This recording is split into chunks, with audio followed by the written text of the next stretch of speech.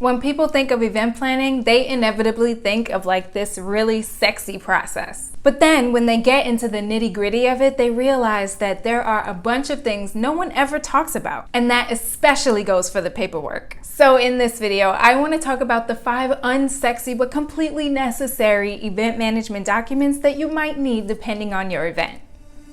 Hey, welcome back to the Experience Lab. I'm Joanna, your experience navigator, and on this channel, I share experiential tips for everyday brands. The first really unsexy piece of paperwork is all of the contracts that you're gonna get from your different vendors. From your venue to your catering, your decoration staff. Decoration staff? Is that? You know, furniture rentals and stuff. The point is, when you book these people, you're gonna get a ton of paperwork back from each individual vendor. Your job is gonna be to put down your excitement for just 2 seconds and actually read the contract. Remember that you're still doing business, and those terms and conditions are going to determine everything about how your event is going to run and what happens if something goes wrong. There are so many people who got hit with this reality when they were planning their weddings and the pandemic happened in 2020.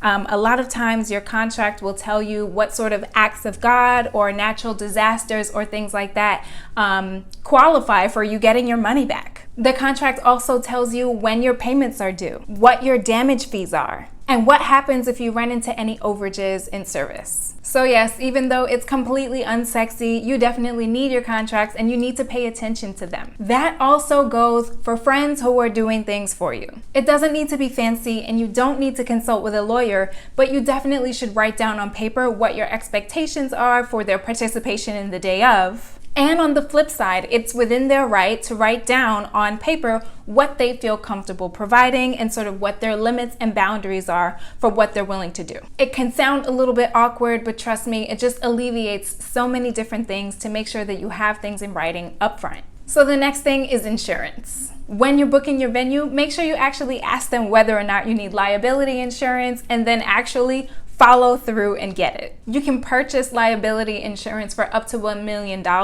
and the insurance policy actually only costs you around $20 to $300 depending on the complexity of your event. This protects you from being sued if anything happens to anyone who's attending, and also protects you if the venue gets damaged and sues you for whatever damage fees they're looking to recoup. I think this is especially important for events that have alcohol involved, and liquor liability is something that you can add on to your general liability insurance. There are websites like wedsafe.com, which I've mentioned in previous videos, that pretty much walk you through the entire process start to finish so that you don't have to worry about remembering all of those terms and what they mean and how much it's going to cost. You pretty much just fill out a survey and it spits out a cost for you, you print it out and you give it to your event manager. The other thing you want to find out is whether or not they require liability insurance from each of your vendors, because otherwise your vendors are going to be covered under your policy, and that means if they mess something up and they're not insured on site, your insurance policy is the one that's going to have to cover whatever the venue is suing for. All right, so the next one is permits, and these are pretty common if your event is going to be outdoors.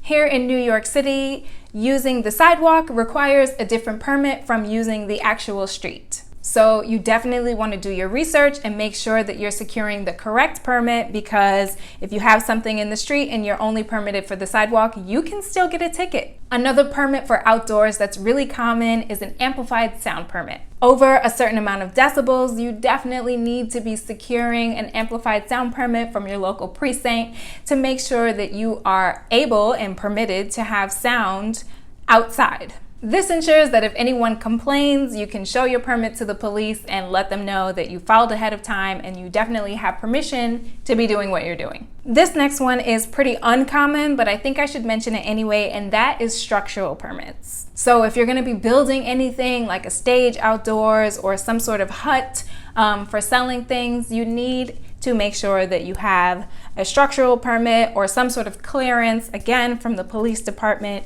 to make sure that you're able to put these things up and have them out for a certain amount of time. One thing that I learned from my agency days is that you actually also need to consult with an engineer when your structure is above a certain size, and that's to make sure that it can withstand something called a wind load. I know, very complicated, we won't even get into it too deep, but basically you want to make sure that if inclement weather comes or a heavy gust of wind comes, it's not going to take the structure down and injure people in the process. The next one is food handling permits. And yes, even if you don't have a professional caterer and you just have a friend or family member helping you out with the food, you want to make sure that you ask your venue manager whether or not the venue requires a food handler's certificate and or catering license to operate and serve food on site. This lets the venue manager know that you are well up to speed on all of the regulations for food temperatures and food safety so that no one gets sick. And going back to that liability insurance, if someone does happen to get sick, at least you know you'll have insurance to cover if anything happens.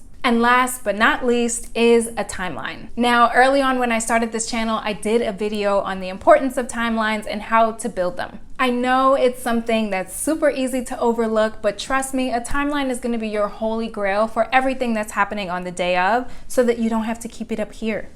Pro tip on this one, make time for your staff and yourself to eat. Again, such a simple thing, but something that so many people forget. And then you're tired, you're fatigued, and by the time you're 4 hours into your 10-hour day, you feel like you're gonna collapse because you haven't had water and you haven't stopped to even have a snack. So no matter what's happening, make sure that you build in time for yourself and your staff to rest and recoup. Now, there are lots of other unsexy things that go with event planning, such as the health and safety of your guests, which has been brought to the forefront thanks to the pandemic. And also things like who's responsible for cleaning up the venue when all is said and done, which again, you can likely find in your venue contract. If you've ever planned an event by yourself or with a small team, comment below and let me know what the most unsexy thing was that you didn't know you had to do. And if you found the video helpful, make sure you give it a thumbs up and subscribe so you don't miss any future videos from the Experience Lab. As always, I'm Joanna, this is the Experience Lab, and I will catch you in the next one.